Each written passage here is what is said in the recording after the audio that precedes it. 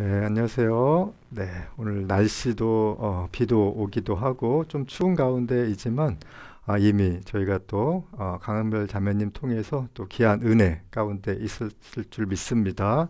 저도 좀 일찍 와서 찬양 들으면서 하나님께 같이 또 예배하고 그랬는데 너무 좋은 시간이었습니다. 이 늦은 시간까지 함께 해주시는 한 분 한 분을 다시 한번 축복하고요. 오늘 한번 말씀을 나누기를 원하는데 누가복음 11장 42절의 말씀 함께 읽어보도록 하겠습니다. 누가복음 11장 42절 제가 읽어드릴게요. 화 있을진저 너희 바리새인이여 너희가 박하와 운양과 모든 채소의 11조는 들이되 공의와 하나님께 대한 사랑은 버리는도다. 그러나 이것도 행하고 저것도 버리지 말아야 할지니라. 아멘. 오늘은 균형 잡힌 신앙이라는 말씀으로 함께 나누기를 원하는데요. 코로나가 끝나게 되면은 저희가 이제 텍트 예배만 드릴 건가 아니면은 언택트 예배만 드릴 것일까요? 아마 많이 다들 또 궁금해하시고 그러실 텐데 앞으로는 저희가 텍트, 언택트, 그 다음에 혼택트, 혼합 텍트의 예배를 계속해서 드리게 될 것입니다. 그래서 우리는 앞으로에는 좀 더 균형 있게 보는 관점이 필요한데 제가 아시아 미래 인재 연구소에서 또 윤식 박사님 또 최원식 목사님 통해서 또 사사받은 내용 중에 하나가 있는데 그것은 바로 우리가 신문이나 뉴스 사건을 볼 때에 또 보수적 관점에서 봐야 하는 것과 또 진보적 관점, 그 다음에 중도적 관점에서 또한 우리나라 기사뿐만이 아니라 외국 기사들을 우리가 함께 보는 약간 균형 있는 그런 관점이 필요하다라는 것을 또 마스터 과정하면서 계속 배웠습니다. 왜냐하면은 최대한 객관적인 입장을 봐야지 전체를 볼 수 있는 눈이 필요하기 때문에 그런 것이죠. 그래서 오늘 본문 말씀을 통해서 바로 그러한 기준이 제대로 된 기준이 있을 때에 우리가 균형 잡힌 신앙생활을 할 수 있다고 특별히 예수님께서 말씀하시는 장면이 누가복음 11장의 말씀입니다. 그래서 37절에서 42절까지 이렇게 말씀하시는데 한 절 한 절 잠깐 한번 보시면요. 누가복음 11장 37절에 보시면 이런 사항들이 나오고 있죠. 예수께서 말씀하실 때 한 바리새인이 자기와 함께 점심 잡수시기를 청함으로 들어가 앉으셨더니 바리새인이 예수님을 초대하는 거죠. 그래서 아마 자기 집이었던 것 같습니다. 초대하는데 38절에 잡수시기 전에 손 씻지 아니하심을 그 바리새인이 보고 이상히 여겼다라고 말씀합니다. 예수님의 사실 눈치가 엄청 빠르시거든요. 그래서 바리새인이 나를 이상하게 생각하고 있구나라는 거를 눈치채십니다. 특별히 어떤 여친 또 어떤 남친보다도 눈치 백단인 분이 바로 예수님이신 걸 우리가 다 알 수 있을 거예요. 그래서 아마 이 선교제를 여전히 또 예수님께서 잘 못하시지 않으셨을까라는 생각도 한번 해봅니다. 이상히 여기는 걸 보자마자 예수님이 대답을 하시죠.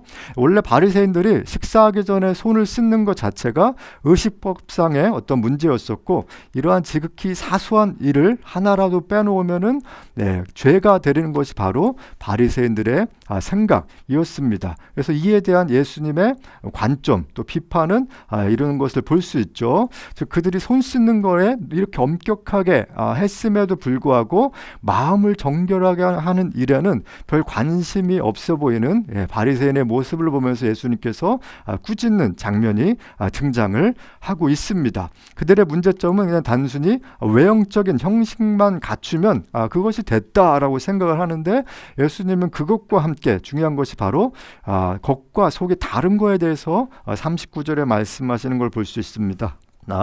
한번 말씀드리면 주께서 이르시되 너희 바리새인은 지금 잔과 대접의 겉은 깨끗이 하나 너희 속에는 탐욕과 악독이 가득하도다 라고 말씀합니다. 그러면서 42절에 박하와 운양 또 모든 채소의 11조 에 대해서는 드리는 거에 대해서 얘기를 하고 있는데 박하나 운양은 독특한 향이 나는 식물을 의미합니다.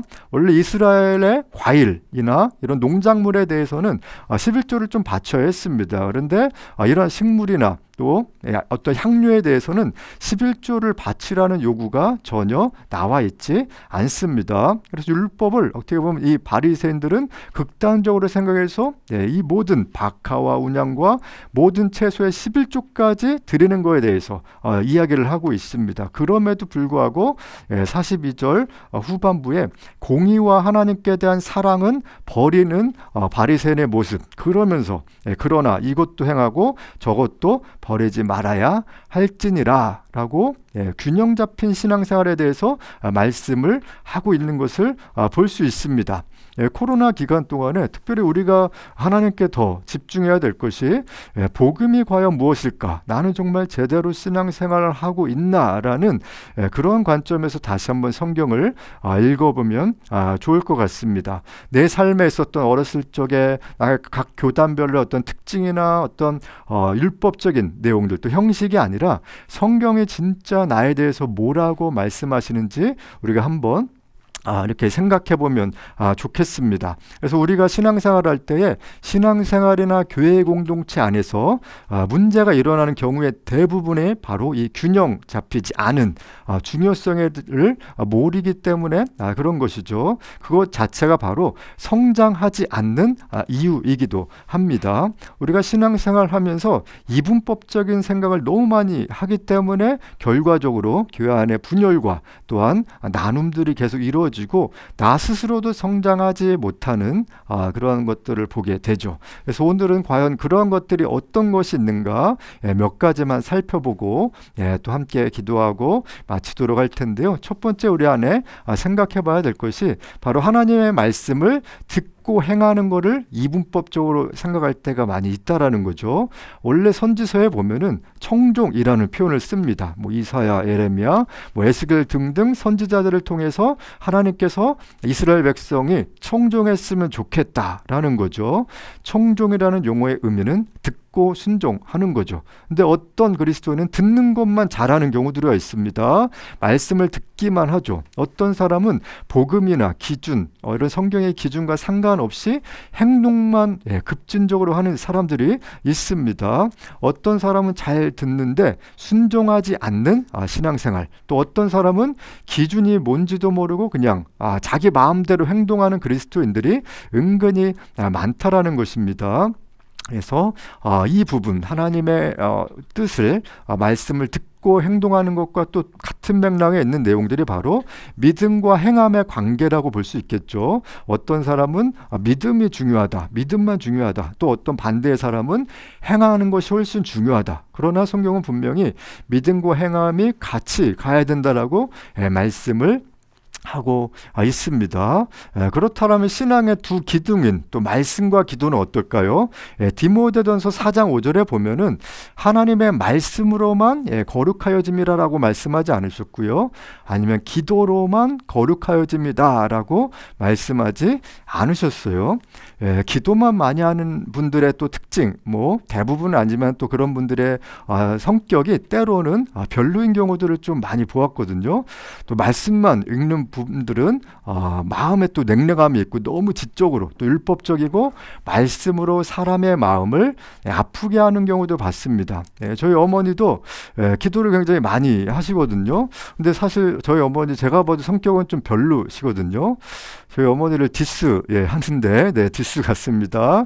예전에 제가 고등학교 때도 매일매일 기도해 주셨는데 정말 제가 청소년 시절에 자야 되는 그 시간에도 항상 5시, 6시 사이에 일어나셔서 항상 저의 머리에 손을 얹고 항상 기도해 주셨거든요. 자고 있는 청소년 머리에다가 또 저희 어머니 막 이렇게 흔들어서 막 이렇게 계속 기도하시는 그런 스타일의 유형으로 기도해 주셨는데 정말 열심히 기도해 주시거든요. 여러 가지 일들을 다 하시고 또 하나님 앞에 쓰임 받게 해달라고 하는데 늘 마지막 기도가 공부 못하는 귀신아 떠나가라, 그런 기도를 항상 저한테 해주셔갖고 제가 정말 공부 못하는 게 귀신 때문에 그런 건지 라는 마음들을 한번 가지기도 했고, 기도와 또 능력은 많이 있으심에도 불구하고 항상 말로 저를 어렵게 했던 그런 생각들 또 그런 과정들이 좀 있었습니다. 말씀도 꼭 창세기만 보는 사람이 있고요. 아니면 창세기 읽다가 힘들어서 마태복음으로 가야지라고만 생각을 하죠. 그러다가 평생에 요한계시록을 한 번도 못 보시는 분들이 있습니다. 뭐 대부분 우리가 1년에 첫 달에는 정말 창세기, 출애굽기까지 보다가 레위기에서 많이 힘들어 하시다가 정말 많이 포기를 이런 걸 이렇게 포기하라고 하신 게 아닌데 이것이 마치 권리 포기인 것처럼 우리가 나아갈 때가 너무 많이 있는데 사실 레위기 말씀의 힘이 대단하거든요. 그런데 고등부에서 사역했을 때 고등부 여학생 회장이 새벽 2시 몇 분에 카톡으로 문자가 왔거든요. 보통 이제 청소년 사역하면 언제든지 깨어 있어야 되기 때문에 자다가도 갑자기 일어나서 무슨 일인가 급해서 한번 봤더니 이 회장이 목사님 잠이 안 와요 라고 이렇게 문자가 왔습니다. 그래 좀 잠이 안 오면 어떡할까 그러다가 갑자기 번뜩이는 생각이 나서 한번 레위기 한번 읽어볼래 라고 했더니 이 학생이 네 하고 답이 왔습니다. 그래서 답이 오고 또 계속 답이 올 줄 알았는데 그때 이후로 이제 답이 안 와서 뭐 그냥 가나 보다 또 뭐 공부하나 보다 아니면 잠이 안 오는 거보다 라고 해서 저는 자고 그 다음날 한번 너 혹시 어제 몇 시에 잤니? 라고 이렇게 다시날 물어봤는데 이 학생이 목사님 제가 어제 레위기 1장 1절에서 읽다가 7절까지 읽다가 그냥 자버렸어요 라는 그런 간증 아닌 간증을 들은 적이 있었습니다. 그래서 말씀에는 정말 대단한 능력이 있는 거죠. 불면증을 고치시는 능력이 있습니다. 혹시 오늘 좀 잠이 안 오시면 레위기 말씀 특별히 한번 강추하고 싶습니다. 그나마 하나님의 성경을 이만큼 주신 것이 이렇게 정말 감사한 거죠. 아니면 뭐 레위기가 정말 이렇게 성경 한 권의 책이라면은 정말 우리는 66권을 아직도 하나님이 어떤 분이신지 모르겠고 뭐 평생에 정말 어려움 가운데 살아가게 될 것입니다. 그래서 신앙의 두 양대 산맥인 하나님의 말씀과 기도로 같이 가야 되는 거죠. 동일한 맥락으로 또 예배 안에서도 요한복음 4장에 사마리아 여인을 향해서 말씀하시죠. 하나님의 예배자를 찾으시는데 영과 진리로 예배하는 자를 찾으신다라고 말씀합니다. 영은 in spirit 그래서 성령님 안에서 또 진리는 in truth 그래서 말씀 안에서 또 예수 그리스도 안에서 예배를 해야 된다라고 말씀하는데 우리 교회 안에는 이런 예배의 균형이 있는지 또 내 삶에 내가 예배자로서 삶에 있어서 영과 진리의 예배의 균형을 이루고 있는지 모르겠습니다. 성령만 강조하는 예배의 끝은 신비주의로 빠져나갈 수 있고요. 또 말씀만 강조하는 예배의 끝은 우리가 율법주의적인 또 자세, 또 냉랭한 마음으로 갈 수 있다라는 거죠. 하나님이 찾으시는 사람이 바로 예배자라고 성경은 말씀하시는데 하나님이 원하시는 예배자는 뭐 신비주의자도 아니고 율법주의자도 아니고 영과 진리로 예배할 때 같이 예배할 때 그 안에 예배의 기름 부심이 임하게 되는 것입니다. 또 다른 맥락으로 가면 마태복음 22장에 그 유명한 구약에서부터 하나님께서 말씀하신 모든 계명을 요약한 하나님 사랑과 이웃 사랑에 대해서 얘기를 하죠. 그래서 하나님 사랑하는 것이 곧 이웃 사랑하는 것이다 라고 예수님도 명령하셨는데 사실 이것이 너무 어려운 부분이기도 하죠. 그래도 우리가 하나님을 사랑한다라고 얘기를 하면서 너무나 작게 이웃을 사랑하는 것은 거의 없다시피 할 때가 너무나 많이 있다라는 것입니다. 그냥 나는 하나님을 사랑하니까 괜찮아 라고 얘기하는 경우들이 있습니다. 어떤 사람은 이웃사랑은 나는 좀 잘해요 라고 하면서 많이 섬기고 구제하고 그렇지만 하나님을 사랑하는 마음 또 그 자세 태도에 대해서는 좀 약한 부분들이 있으신 분도 때로 있다라는 거죠. 그래서 여기서 중요한 것은 하나님을 사랑하고 또 이웃을 사랑하되 나 자신을 사랑하는 것처럼 사랑하라고 한 것처럼 내가 먼저 하나님을 사랑하고 또한 나를 사랑할 때 다른 사람을 돌볼 수 있는 여유가 생기게 되는 거죠. 나에 대한 자존감이 어느 정도 있어야 되는데 그것 없이 너무 다른 사람에게 퍼주는 경우에는 오히려 내가 자기 연민에 또한 빠져나갈 수 있고 공허함 가운데 내가 퍼주고 퍼줘도 이렇게 웅덩이에 갇힌 그런 신앙생활을 하는 경우들이 너무나 많이 있다라는 것입니다. 균형을 얘기할 때 여기에서 또 빼놓고 갈 수 없는 분이 있죠. 예수님입니다. 왜냐하면은 예수님께서 우리의 균형의 모델이 되시기 때문에 그러신 거죠.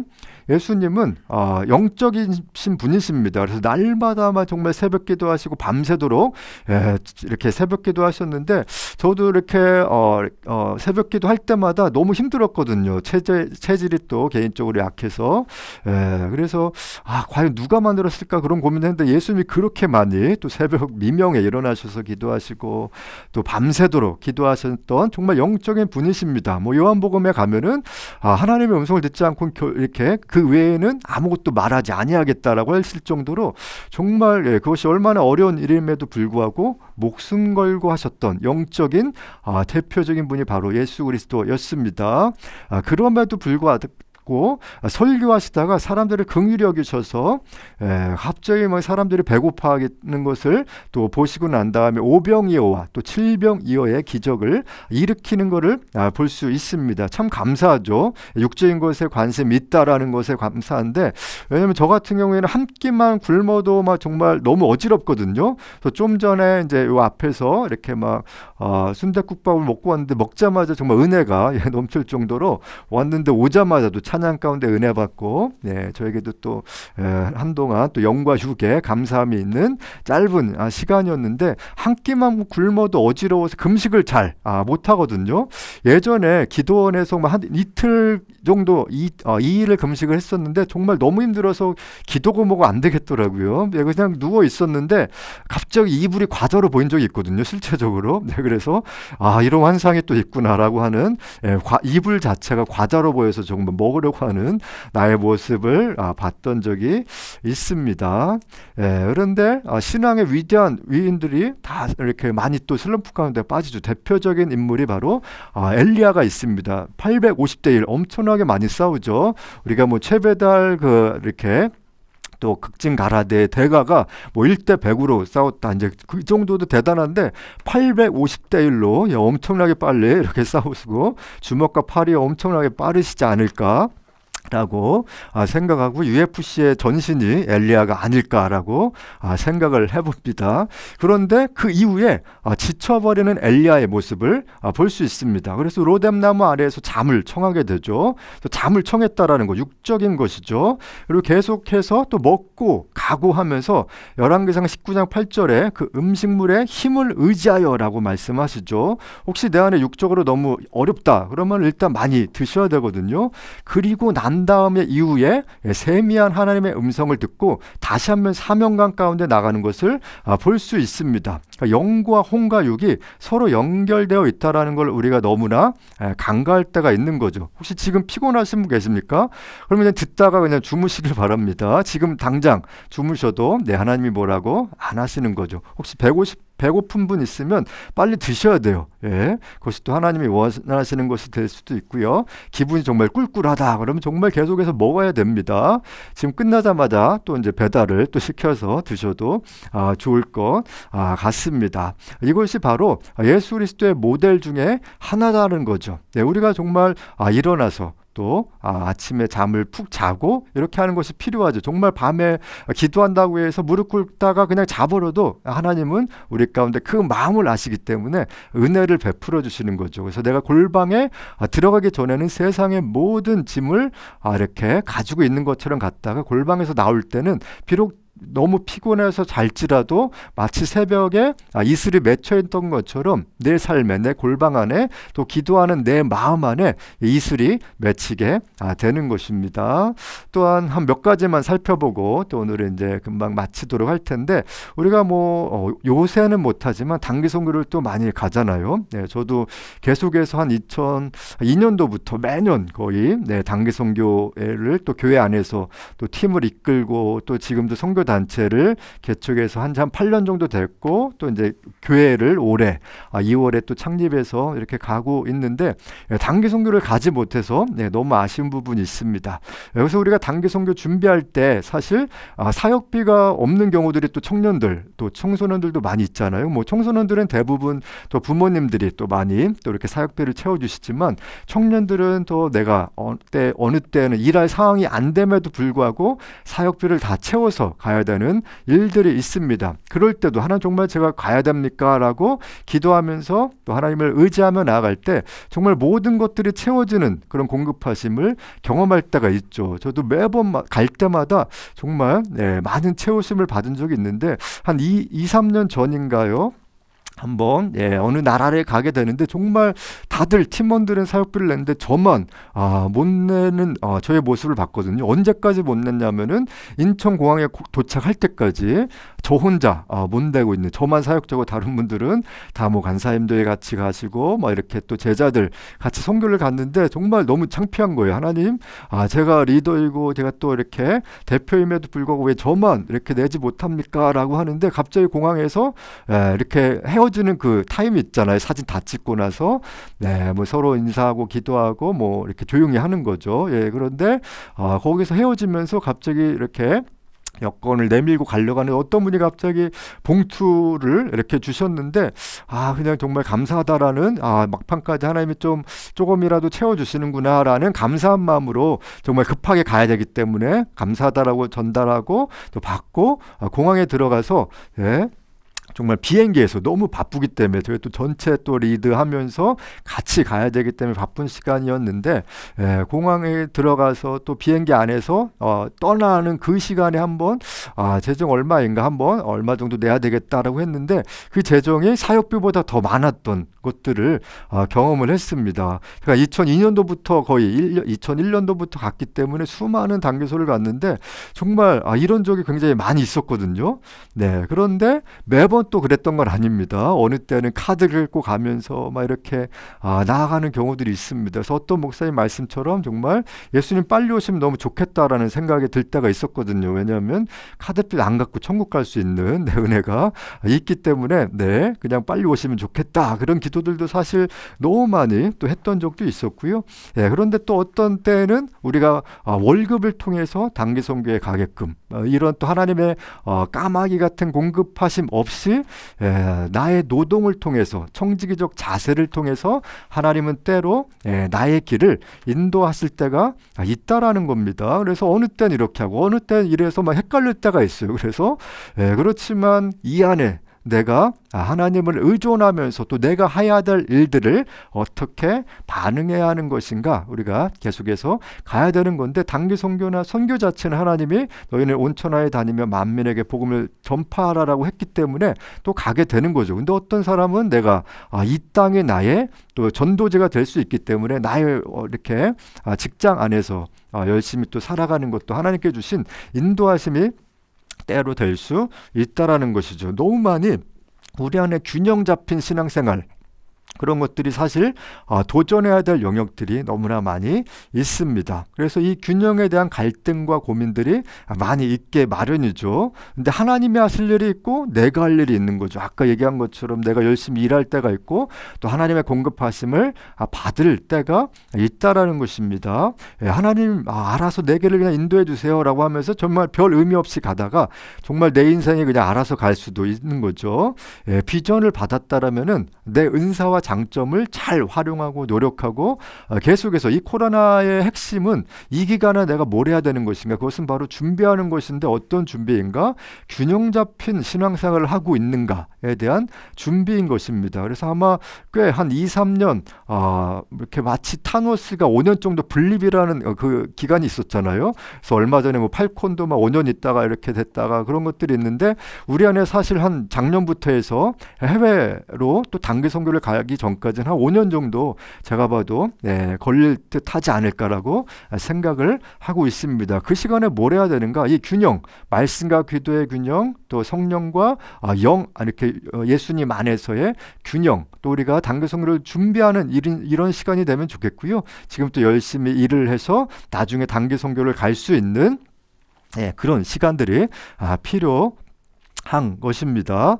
그래서 하나님의 뜨거운 마음도 있지만 냉철함으로 내가 판단할 때에 제대로 갈 수 있다라는 것입니다. 그래서 너무나 내가 나는 마음 받았어. 사실 그런 용어가 좀 위험할 수 있거든요. 근데 진짜 마음을 받을 수 있지만 너무 그것에 집중하다 보면은 매일 내가 하나님의 마음에만 집중할 수 있습니다. 그래서 내 마음대로 다른 길로 갈 수 있어요. 왜냐하면은 내 마음은 여전히 신뢰가 안 되거든요.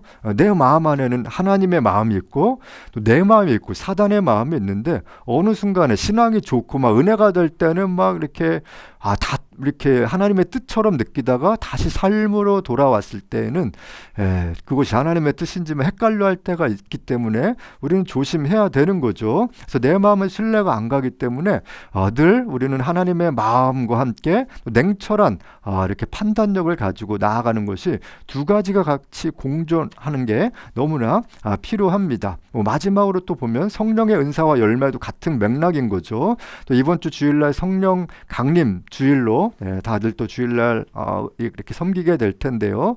성령의 은사 너무 중요하죠. 또 성령의 열매도 중요합니다. 근데 그 어느 한 가지만을 강조하다 보면 왜냐면 성령님은 같은 분이시거든요. 근데 성령님을 너무 찢어놓는 경향들이 있다라는 거죠. 그래서 우리 안에 날마다 성령의 충만함 또 성령의 은사들이 있어야 됨에도 불구하고 성령의 열매를 구하지 않으면 한 길로만 가고 다른 길로는 못 보는 경우들이 있고요. 또 성령의 열매만 우리가 강조하고 성령의 은사가 나타나지 않으면 선교지에서는 사실 이러한 기름 부심이 또 여러 가지 능력들이 나타나지 못할 수도 있다라는 것입니다.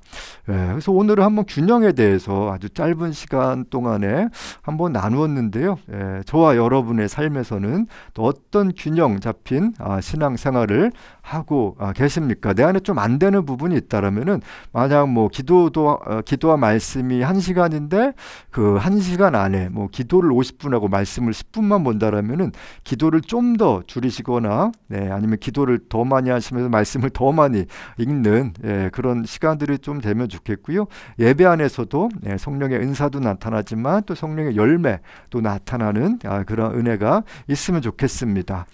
오늘 누가복음 11장 42절 말씀 봤는데 11장은 제자들의 주기도문형 기도에 대한 부분, 그 다음에 성령에 대해서 예수님이 말씀하시고요. 그 다음에 11장 33절부터 12장까지는 영적 변혁에 대한 말씀입니다. 그래서 영적으로 바리새인들을 향해서 계속해서 꾸짖으면서 그렇게 살면 안 된다라고 말씀하시는 내용 중에 한 챕터가 바로 오늘 말씀드린 균형에 대한 말씀입니다. 혹시 저와 여러분 안에 균형이 좀 깨진 부분들이 있습니까? 그러면은 반드시 신앙의 부작용이 생기게 마련입니다. 그렇다면 우리가 반대로 그 부분을 좀 더 키우게 되면 부작용에서 작용으로 변화될 수 있을 것인데 그럼에도 불구하고 가장 어려운 것 중에 하나가 바로 균형 잡힌 신앙입니다. 정말 전 제일 어렵다라고 생각하거든요. 그렇지만 쉽지 않지만 반드시 가치 있는 작업이기 때문에 이 코로나 기간 동안에 우리가 함께 이러한 훈련들을 해나가면 좋겠습니다. 훈련의 의미에는 넘어짐도 필요하고 실패도 필요한 거죠. 반드시 이런 시간들이 날마다 가면은 좋겠습니다. 주님께서 여전히 이것도 행하고 저것도 버리지 말라고 하시는 말씀을 듣고 내 안에 이것도 계속 해 나가면서 또한 저것도 버리지 않는 그런 은혜가 우리 모두 가운데 있기를 이렇게 같이 기도했으면 좋겠고요. 그렇게 순종해 나가는 저와 여러분이 되면 좋겠습니다. 오늘도 함께 하신 여러분들 또 이곳에 또 간사님들도 많이 계시고 또 이무열 목사님 또 모든 사역위에서도 함께 기도해 주시면 좋겠습니다. 제가 대표로 기도하고 우리 또 각자의 삶 안에서 정말 배고프시면 빨리 뭐를 드시면서 육적인 또 체험도 함께 누리고 나아가면 좋겠습니다. 저도 가서도 TV도 볼 거고요. TV는 별로 안 보는데 그냥 월화 드라마, 수목 드라마, 주말 드라마 정도 이렇게 보고 있습니다. 그냥 청소년들을 이해하려고 제가 저의 이익을 위한 게 아니라 청소년들을 위해서 그렇습니다. 이것도 거짓된 마음인가요? 하여튼 기도하고 마치도록 하겠습니다. 하나님 감사합니다.